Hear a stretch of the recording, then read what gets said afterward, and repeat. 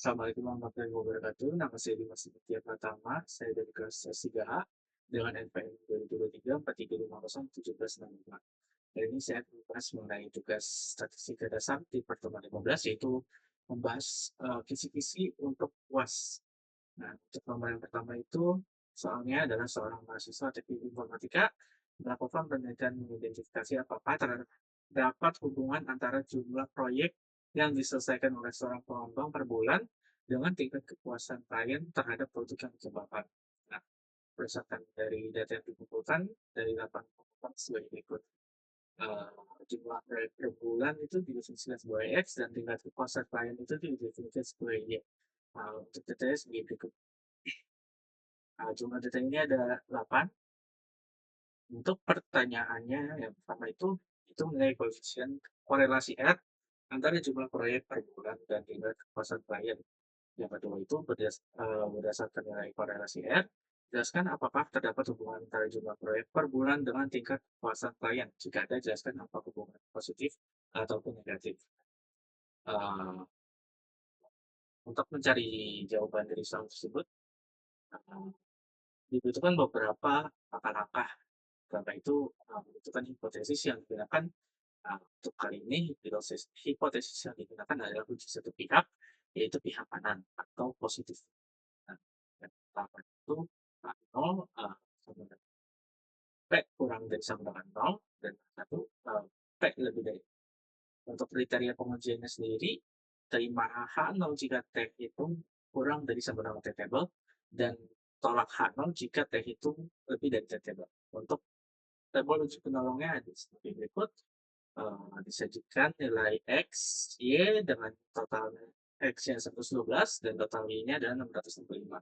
Dan untuk total dari X dikali Y adalah 9.383 dan total dari X2 adalah 1.580 serta total dari Y2 adalah 55.743. Nah, untuk mencari korelasi ya, R atau RXY dengan rumus adalah sebagai berikut. N sigma X Y dikurangi sigma X dikali sigma Y per akar dari N dikali sigma X kuadrat dikurangin sigma hasil dari sigma X dikuadratkan dikali dengan N dikali Y sigma Y kuadrat dikurangi hasil dari sigma Y dikuadratkan. Saya sebagai berikut itu 8 dikali 9.383 dikurangin 112 dikali 665. Untuk 9.383 itu adalah ini XY, jumlah XY, dan 111 jumlah X, jumlah Y-nya adalah 403. Penyebutnya di 8 dikali 1.580 dikurangi 112 pangkat 2 dikali 8 dikali 55.743 dikurangi 665 pangkat 2.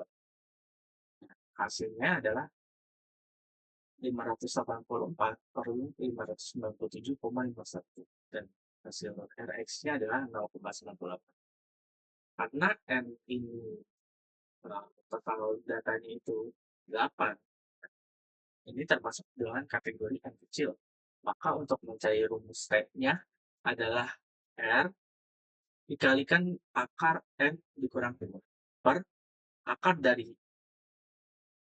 1 dikurangi dengan R kuadrat.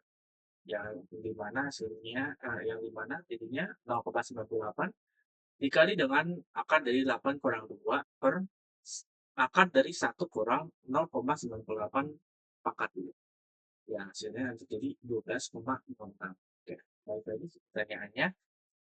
Yang A, untuk menghitung nilai koefisien korelasi R antara jumlah proyek per bulan dan tingkat kepuasan klien. Oke. Untuk yang A, dari hasil pengujian, terhitungnya adalah 12,06. Dan dari tabel distribusi, untuk A sama dengan 5% dan DB sama dengan 8 dikurang 2 sama dengan 6, maka T tabelnya didapatkan adalah 1,943. menggunakan satu pihak.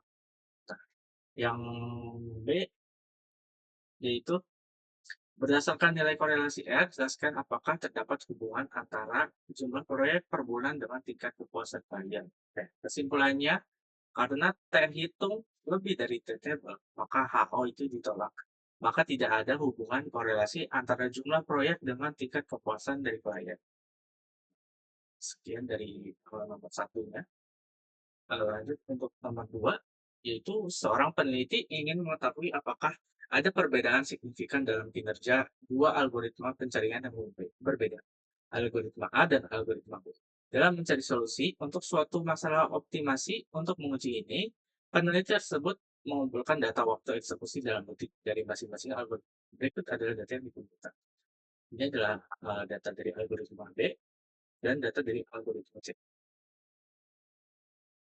Dari data di atas, dengan tingkat kepercayaan 95%, tentukan yang pertama itu lakukan uji tek untuk menentukan apakah terdapat perbedaan yang signifikan antara rata-rata waktu respon dari kedua sistem tersebut. Gunakan tingkat signifikasi A sama dengan 0,5 yang diasumsikan variasi yang digunakan oleh kedua kelompok sama. Dan yang B, lakukan uji homogenitas dari kedua kelompok data dengan uji Fisher. Lanjut untuk penyelesaian soal. Untuk nomor 2, yaitu yang A-nya kita melakukan uji T-nya terlebih dahulu.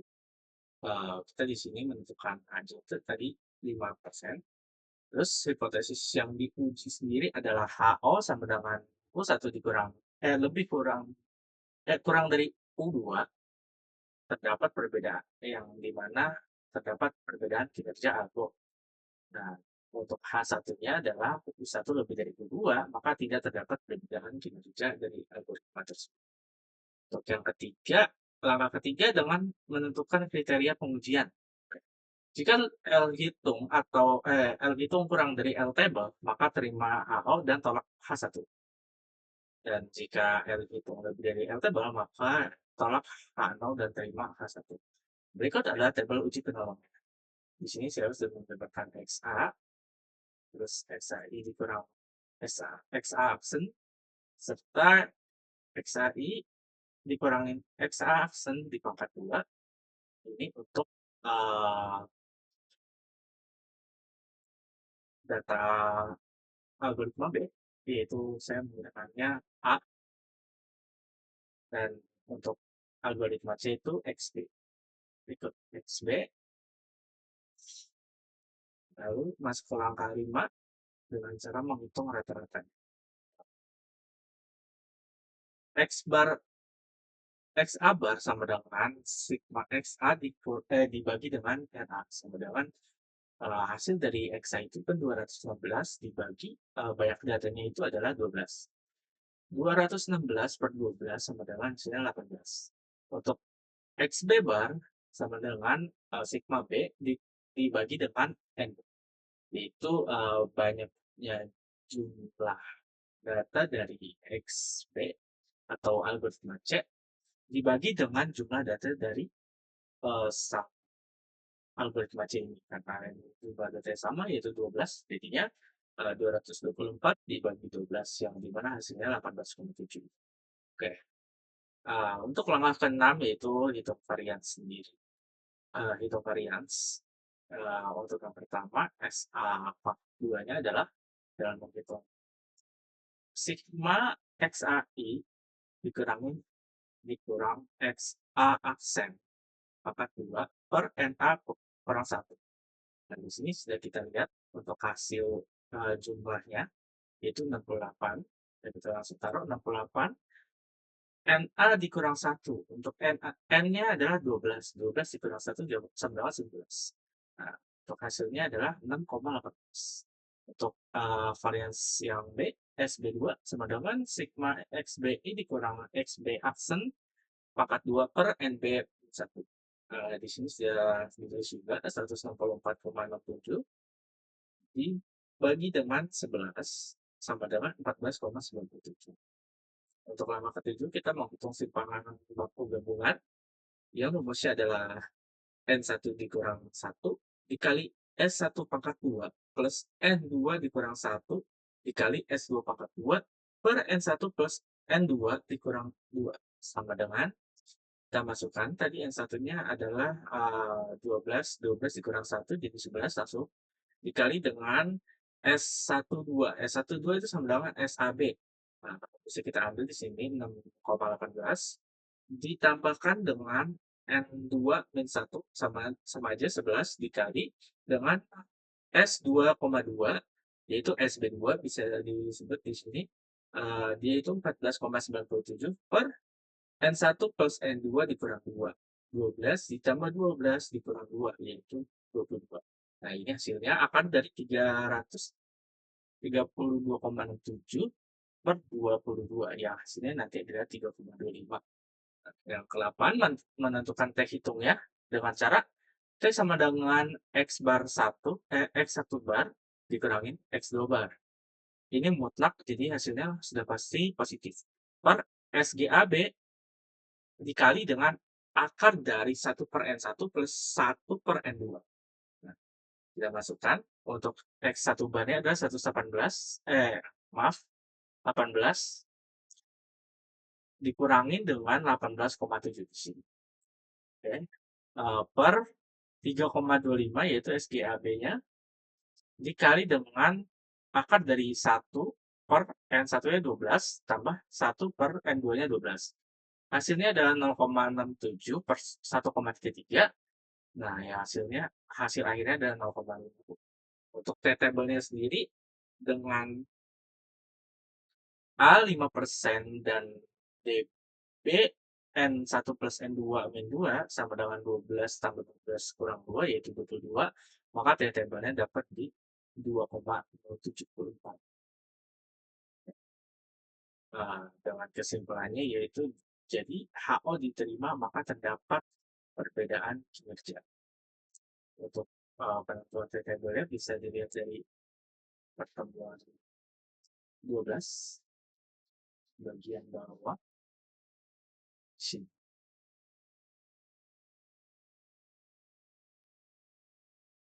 Yang dimana di sini kita dapat 22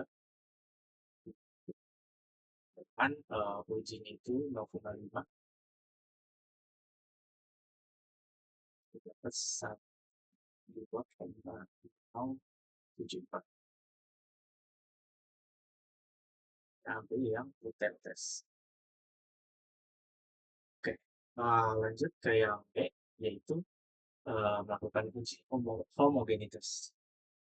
Berikut uji Fisher atau uji homogenitas ya. Yang pertama itu langkah pertamanya A sebenarnya yaitu menentukan taraf signifikasi. Dipakai adalah 5%.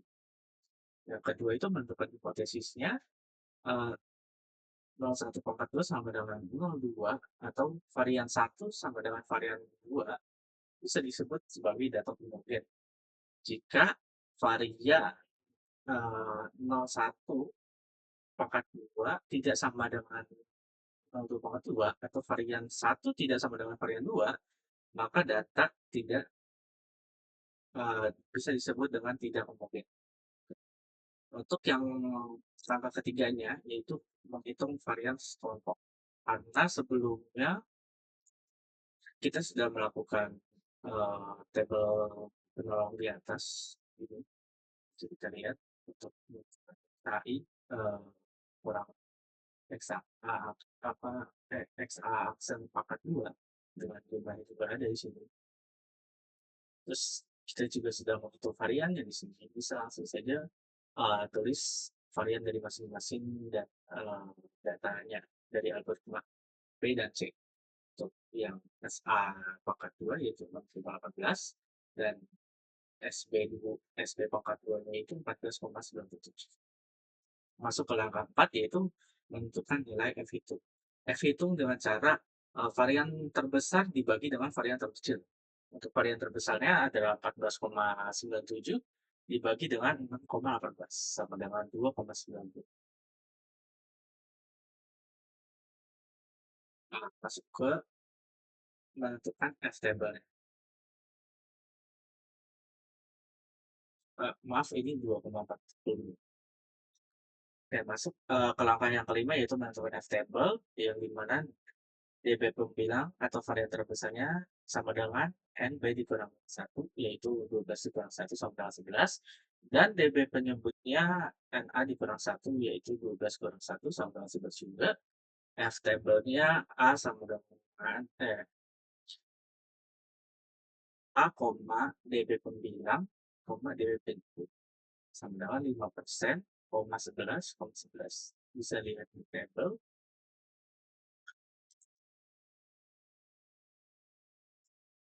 Untuk uji homogenitas F5,5 ini. Nah, untuk yang didapatkan adalah 2,79. Bisa kita cek di sini.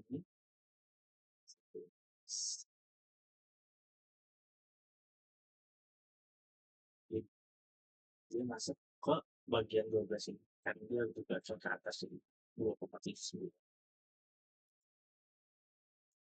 Untuk kesimpulannya, karena F hitungnya adalah 2,42, di mana dia kurang dari F-table-nya yaitu 2,79, maka HO diterima. Jadi kedua data tersebut itu homogen. Kurang lebih begitu saja penjelasan dari saya untuk latihan kisi-kisi luas. Mohon maaf bila ada kekurangan. Sekian dari saya. Terima kasih.